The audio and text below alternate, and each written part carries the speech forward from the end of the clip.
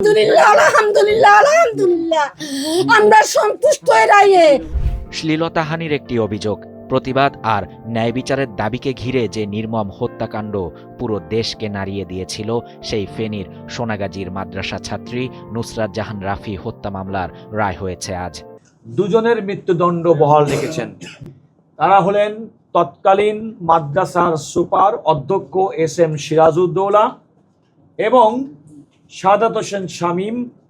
ফেনীর সোনাগাজীর এই মাদ্রাসা ছাত্রীর মৃত্যুর সঙ্গে জড়িয়ে আছে ভয়াবহ নির্যাতন, আগুনে পুড়িয়ে হত্যার চেষ্টা এবং শেষ পর্যন্ত তার করুণ মৃত্যু।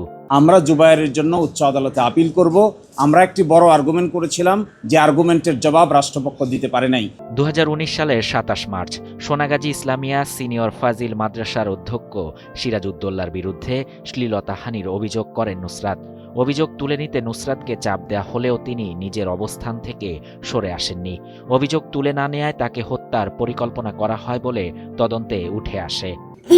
বিশ্বের কাছে প্রমাণ হয়েছে আমার জিরে হত্যা করা হয়েছে। সেই বছরের 6 এপ্রিল পরীক্ষা দিতে মাদ্রাসায় যান নুসরাত। সে সময় কৌশলে ভবনের ছাদে ডেকে নেওয়া হয় তাকে।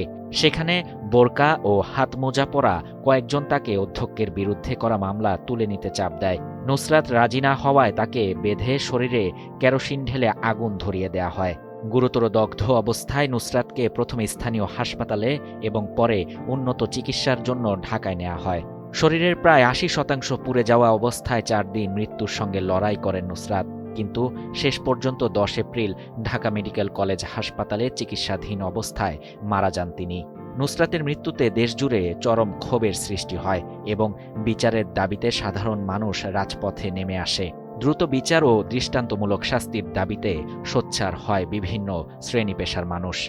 আমার জিয়ে অন্যায় করছে দে, প্রতিবাদ করছে দে, কোনো ভুল হচ্ছে রে। আজ সেই আলোচিত হত্যা মামলার রায় হয়েছে।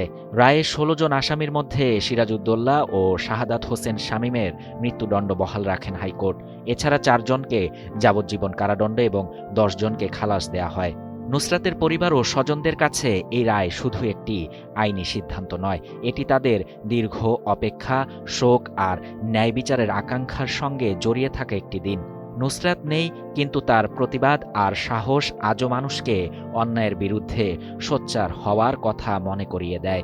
আজকের রায়ের মধ্য দিয়ে হয়তো নুসরাতকে ফিরে পাবে না তার পরিবার, তবে ন্যায় বিচারে হয়তো ফিরতে পারে স্বস্তি। আমরা জানি আমরা ন্যায় বিচার পাবো, এখন শুধু আমাদের নিরাপত্তার প্রয়োজন।